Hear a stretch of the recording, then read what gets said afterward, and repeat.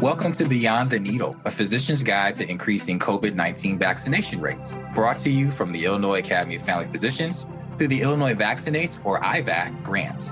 I am Carl Lambert, a family physician and a member of IAFP, and I'm an assistant professor of family medicine at Rush University Medical College. IVAC is a joint effort administered by the Illinois chapter of American Academy of Pediatrics, the Extension for Community Health Outcomes, ECHO Chicago, and the IAFP.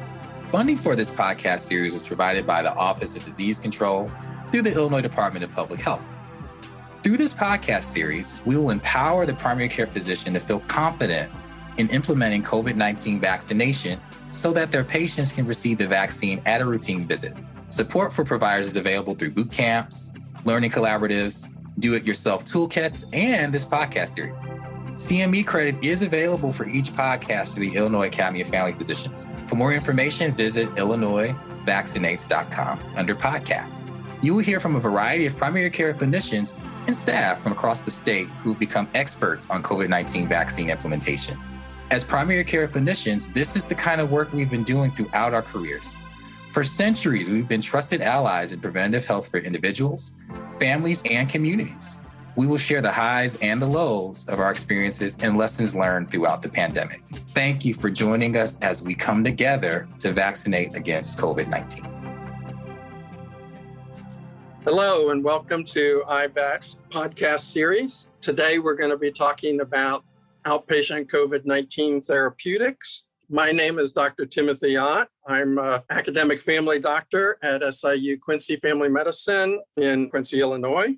I've been core faculty here for 12 and a half years now, and I've been practicing board-certified family medicine for about 33 years now. So I'm happy to be here with everybody today. And on today's episode, we're going to discuss the current outpatient COVID therapeutics that are available, how to get them, and what's best to use. I hope you find this information useful to your patients and your practice.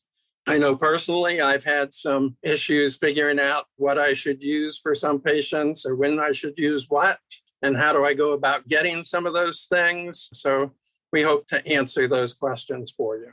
Along with me today is Dr. Alavi. All right, thank you, Dr. Ott. My name is Dr. Mustafa Alavi. I'm a full-scope delivering family physician at Erie Family Health Centers. I graduated residency from Oregon Health and Science Universities in 2019, so I don't have as many years of experience as you, Dr. Ott, but I'm super excited to talk about all the COVID therapeutic options we have for our patients today. Thank you. Thanks for joining us. We really haven't had many treatment options in 2020 and 2021, and it seems like now we have many options out there to choose from, and maybe not all our listeners are aware of the options. I think we have at least 4 treatment options for our patients who are not hospitalized, so have mild to moderate COVID-19.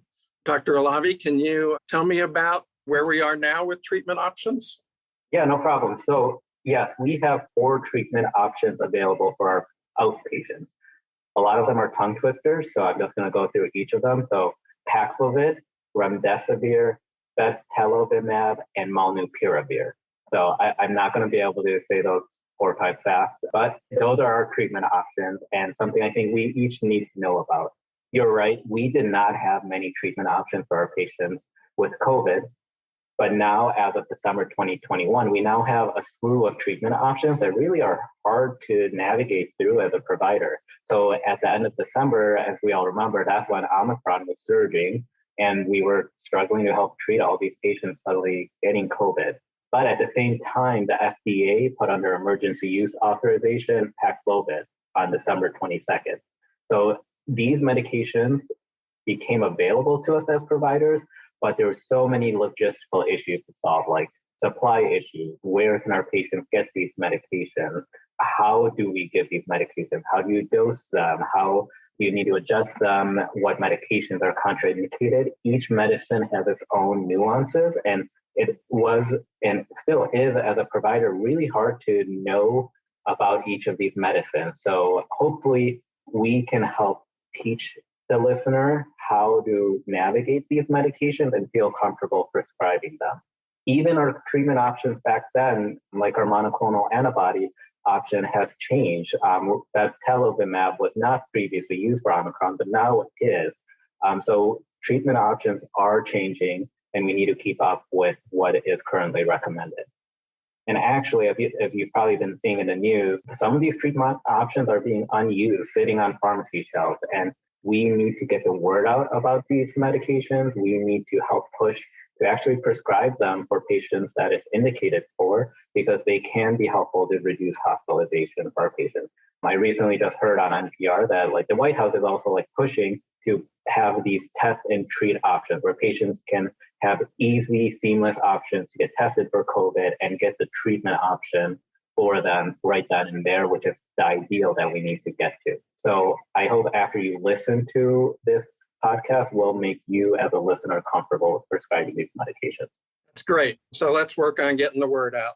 Dr. Alavi, if you had a patient in front of you right now, how do you decide which of these options is the best for the patient? Great question. That's question number one all of us are going to ask as providers when we're seeing that patient in front of us with COVID-19 and we want to get them the help they need and a therapeutic option. So first, I will refer everyone to the NIH Treatment Algorithm. This is developed by the NIH as a decision aid tool to help the provider in the moment to answer the question, which medication should I use? It first goes through, does this patient meet criteria to be hospitalized? If yes, then these treatment options are not for your patient in front of you. But if they're not meeting those criteria, then if there's symptom onset within 5 to 7 days, then it goes through the 4 medications. They prioritize Paxlovid and Remdesivir as your first 2 treatment options, and I'll go into later why those are your first 2 treatment options. And then if those 2 aren't options, then it goes into going towards the monoclonal antibody versus molnupiravir. And we'll put the link to this therapeutic decision aid in our show notes. It is also something you can Google by just honestly Googling COVID-19 NIH treatment guideline. I've noticed that your treatment options don't include things that some of our listeners may have heard about, like Ivermectin and hydrochloroquine. Why aren't they on the list? And that's a great question, but it is not a mistake. The NIH has reviewed the data behind ivermectin and hydroxychloroquine and chloroquine, and there are actually some trials studying ivermectin for COVID-19. Currently, they recommend, and they write this in bold, they recommend against using these treatment options for COVID-19. Right now, there hasn't been enough data to substantiate benefits from these medications, and these medicines do come with a lot of unwanted side effects. Great, thank you. So if we use the algorithm and we figure out which medicine to use, how do I find it? Also, that's question number 2 for your provider. Where do we get these medications from? So first, I meant to mention this earlier. Each drug has an emergency use authorization data sheet that I would highly recommend that if you're prescribing this, quickly look up the EUA for these medications. They're pretty easy to use to get information you need about the drug to just make yourself comfortable with each drug once you're in the moment needing to prescribe that medicine. Once you decide which medicine to use to find where to get that medication, they have also developed this great treatment locator, and we'll put the link in our show notes as well. But there's this COVID-19 therapeutic locator, which all you have to do is put in your zip code or the zip code of where the patient lives, and it will show you in real time which drugs are available where. So when I put in my home zip code, it shows me Walgreens and CVS and some clinics around me, and it tells me how to the number, how much supply of Paxlovid they have, if there's Viewshield available, if there's molnupiravir available, and it updates in pretty real time, meaning when I look at it, it tells me what the stock was yesterday. So that's pretty accurate and helpful. So it will help tell you where to prescribe, say, Paxlovid for your patient. When you look at these treatment locators, you'll notice that supply for drugs like molnupiravir are far more than Paxlovid, but in general, compared to where we were 2 months ago, the stock and supply has ramped up greatly. We have Paxlovid to prescribe to your patients, but I would suggest looking where you live and your current location first. Great. So we have some help picking the drug and we have some help locating the drug. But as you said, we need to know a little more about these drugs. So let's dive into these medications a little bit. It looks like with the algorithm that Paxlovid is one of the first medications to consider. What can you tell us more about Paxlovid? Exactly. So if there is one medicine you're going to take away from this podcast, it is Paxlovid. It is a great treatment option for COVID-19. It's two drugs in one, actually. It's Remdesivir, which is the main drug that is a protease inhibitor for COVID-19, and then ritonavir, which is actually a CYP3 inhibitor that's just meant to increase the drug concentrations of the main drug, Remdesivir.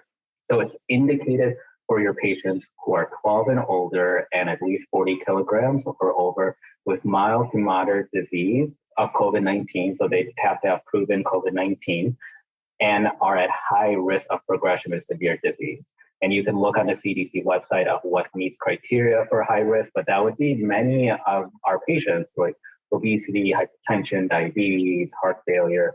Any of these high risk criteria really makes them a candidate for Paxlovid. Paxlovid has to be initiated within 5 days of symptom onset. And it is really effective from the main study that granted it emergency use authorization. So in its main study, it showed an 88% relative risk reduction of hospitalization or death if started within the first 5 days, which is a phenomenal relative risk reduction for any study, which is why it likely gained EUA and why the algorithm has it as one of the first treatment options. So the medication comes in a box with 5 blister packs. Each pack contains 6 tablets. So you take 3 tablets, 2 of Remdesivir, 1 of ritonavir in the morning, and then in the evening you take the same 3 tablets. So it's almost similar to Tamiflu. You're taking medicine twice a day for 5 days. It's just that with Paxlovid, you're doing 3 tablets twice a day for 5 days. Biggest thing to know about, or one of the biggest things to know about, is that this medicine does have to be renally adjusted. So if you have a patient with CKD with GFR between 30 to 60, then you do actually have to take away 1 of the tablets of Remdesivir in the morning and the evening. So they're just taking 2 tablets twice a day.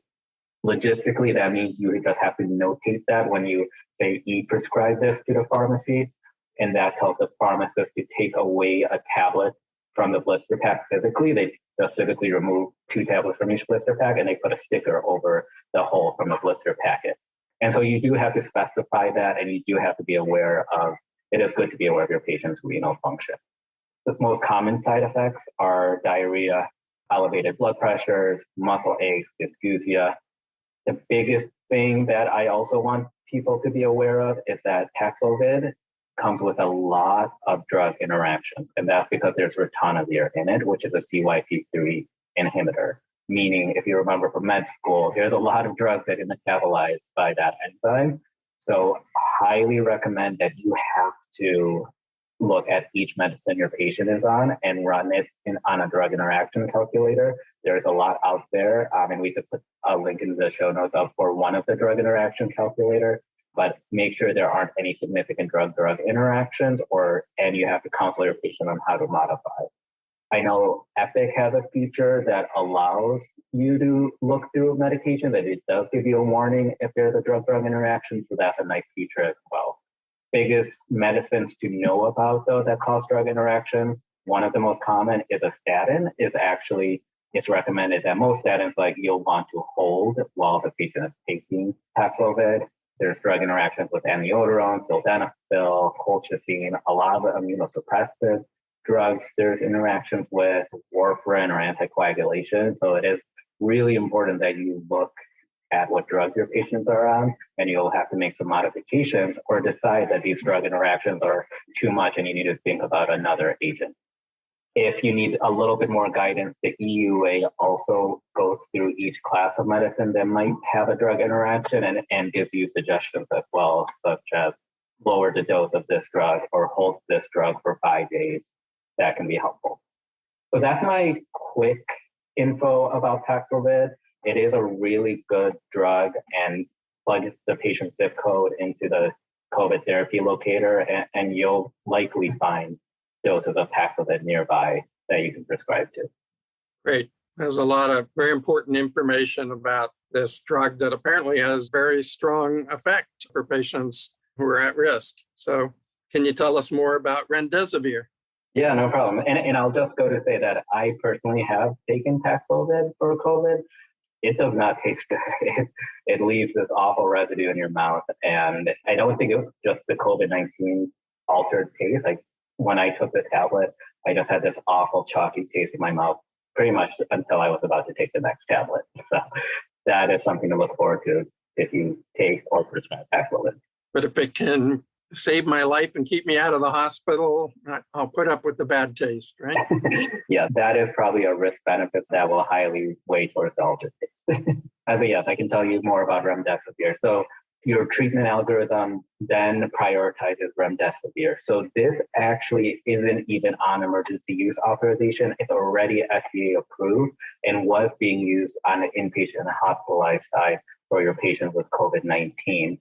But on January 21st, the FDA expanded the use of Remdesivir for your outpatients. So this medicine can be initiated within 7 days instead of 5 days for Paxlovid. It's meant for patients 12 and older.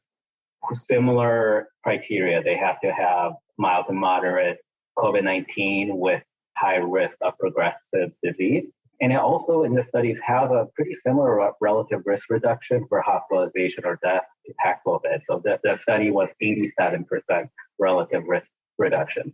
The difference obviously with Remdesivir is that we used to be getting it in the hospital, but now that it's approved for outpatient, it's an IV infusion that has to be given once a day for 3 days. So most clinics don't have Remdesivir. So that means you need to partner or find someone in the community that has the capabilities to do IV infusions and that the patient can go to this infusion center for 3 days. So the biggest warning for this medication was that it can cause an infusion site reaction, a rash. There is in the FDA pamphlet, it talks about transaminase elevation and requiring that you check kidney function, LFTs and PT or prothrombin time prior to initiating, and then kind of at your discretion, checking LFTs after treatments. And it's not recommended for a GFR less than 30. The benefits of this medicine, though, is that there aren't significant drug-drug interactions like Paxlovid.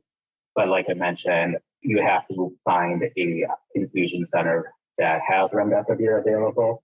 At least in Illinois, Remdesivir is not managed by IDPH, so it's managed by local hospitals and infusion centers. So you actually can't put this drug into the COVID therapy locator. It won't tell you where there's Remdesivir available. So this requires partnering with your local community.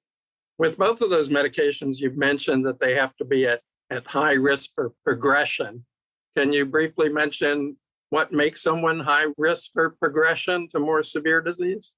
Am I putting you on the spot? Dr. Ott, that's a fantastic question. And that's a question every clinic and institution has asked itself about which patients are at highest risk, who would benefit the most from these limited therapies and limited supply of drugs.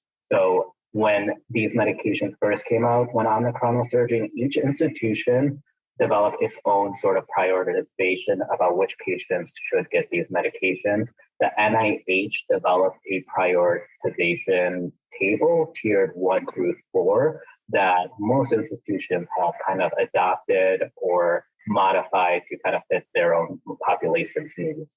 So at the top in tier 1 are your patients who are immunocompromised or not expected to mount an adequate immune response to vaccination, or your unvaccinated folks who are at highest risk of severe disease, meaning like age over 75 or age over 65 with additional risk factors being like high blood pressure, diabetes.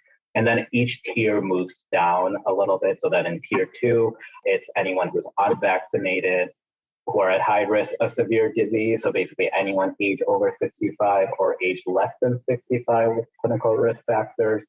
And then in tier 3, you have your vaccinated folks who are individuals at high risk for severe disease. So anyone age over 65 with risk factors or age greater than 75. And then in tier 4 is your vaccinated patients at high risk of severe disease, which they define as anyone age over 65 for anyone less than 65 with risk factors. The CDC has a nice list of different risk factors, and many medical conditions are considered risk factors. High blood pressure, diabetes, obesity, overweight, so BMI greater than 25 is considered a risk factor, CKD, heart failure. Pretty much every diagnosis that we see in primary care or family medicine is what is on this list. And then I would just implore you to look at your own local institution if they have prioritization guidelines. I know at least what I'm hearing in the media that now that we have so much stock sitting on the shelves, we do need to really get these medicines out to our patients with COVID because it can help reduce hospitalization. So we've talked about the first two drugs. The third one is a tongue twister, Babelovimab. Can you tell us about that one?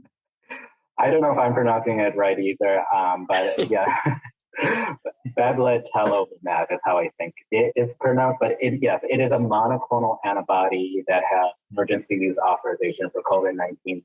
We've had a slew of different monoclonal antibodies over the past year and a half, but this is the one that is recommended, at least right now, as of May 4th, 2022, for our current strains of COVID. It is shown that this monoclonal antibody works for Omicron. And who is approved for, I'm sure you're going to notice a theme here, but it's approved for anyone with mild to moderate COVID-19 in adults and pediatrics aged 12 and older, at least 40 kilograms or over, or at high risk for progression, but then with the caveat for whom alternative treatments are not available. So meaning Paxlovid or Remdesivir are not options for them. So this is dosed by a single IV injection over 30 seconds. It's 175 mg. It has to be given within 7 days of symptom onset.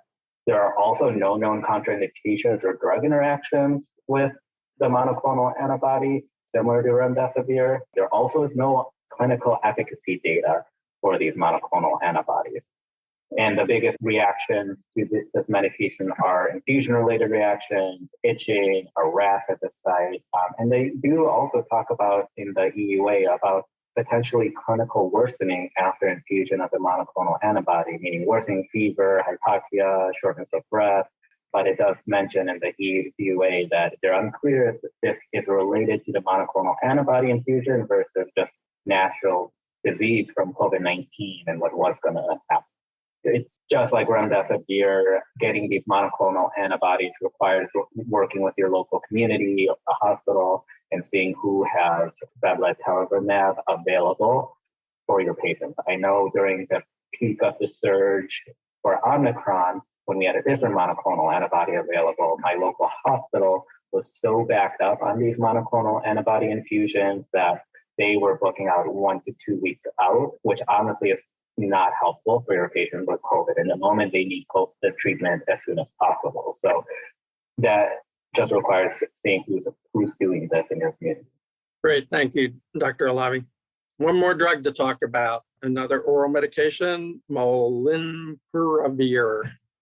Yep, last one. So I never thought I would be talking about pharmacology when I was in med school, but here I am. So the last drug is Molnupiravir. So this is a nucleoside analog that is meant to inhibit COVID-19. The indications for this are a little bit different than the other three drugs. So it has to be given within 5 days, but it's only for adults age 18 and over with mild to moderate disease. And it also has a stipulation when alternative COVID-19 therapeutics aren't available.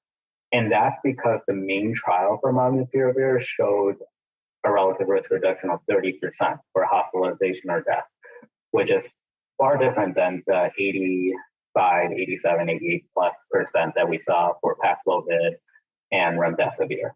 The dosage for this is 800 milligrams twice a day for 5 days. So it's actually 4 200 milligram capsules.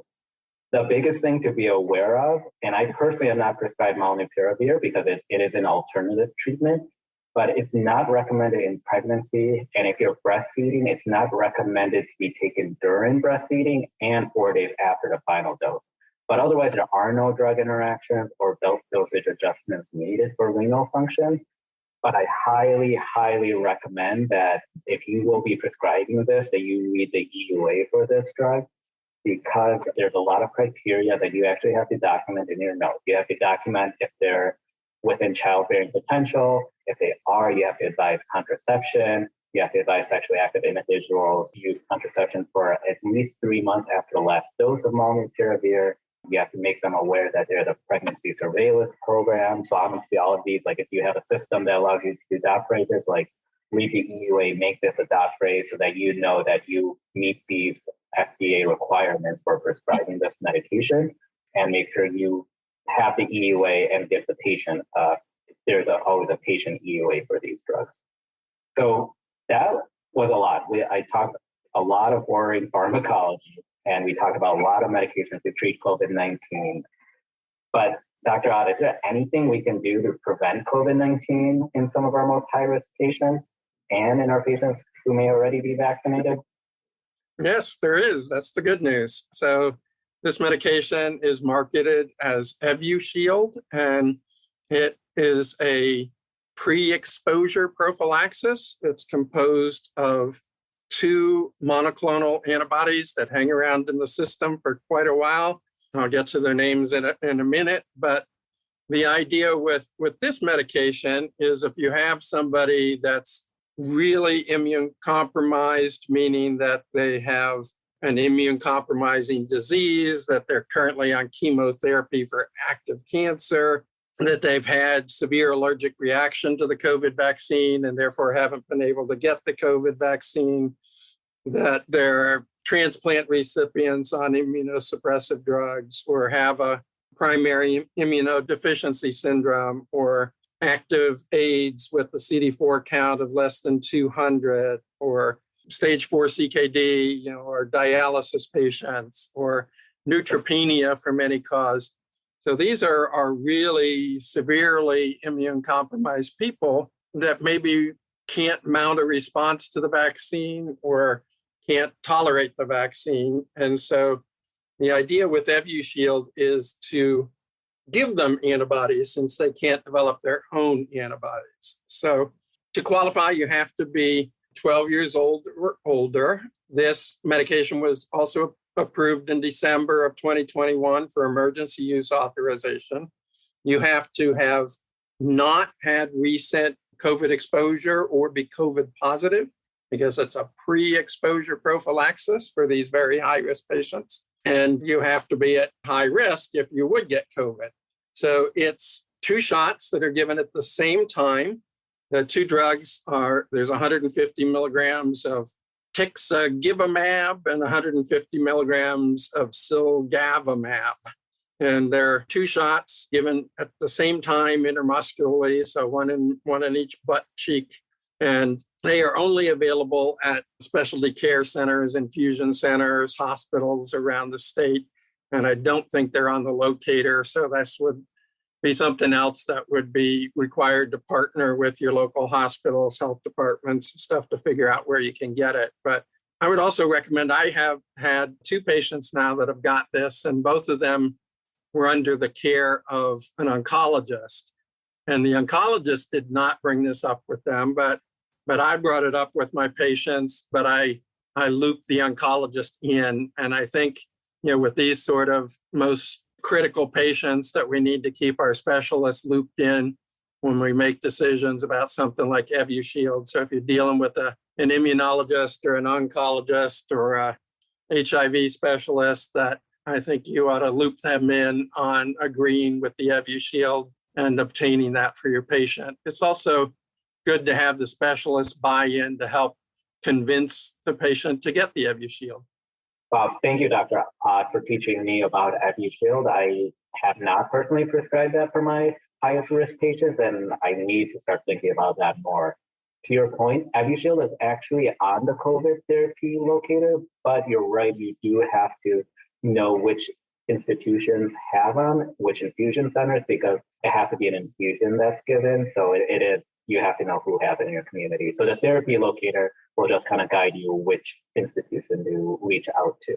Thank you, Dr. Alavi, and thank you for leading us through the treatment options and teaching us about the COVID-19 algorithm. That's all great information, and I know I've learned a lot, and I hope our listeners have learned a lot, and I hope this will help all of our listeners be more comfortable in providing outpatient therapeutics for their COVID-19 patients.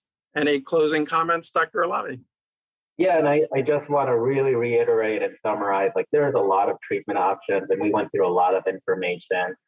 Just to summarize, use the NIH treatment algorithm to help you as a provider in the moment know which medications are available to you between Paxlovid, Remdesivir, Bablet, and Molnupiravir. One of those 4 medications to really know, Paxlovid is a great treatment option that you can easily electronically prescribe to a pharmacy that has it in stock.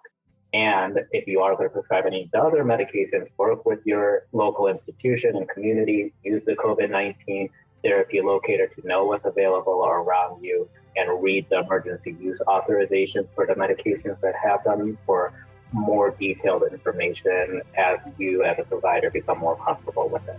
And the links for the tools that Dr. Alavi talked about will be there where you found the link for the podcast. And we hope you tune in to additional podcasts. Thank you, everyone. Thank you. This was a lot of fun.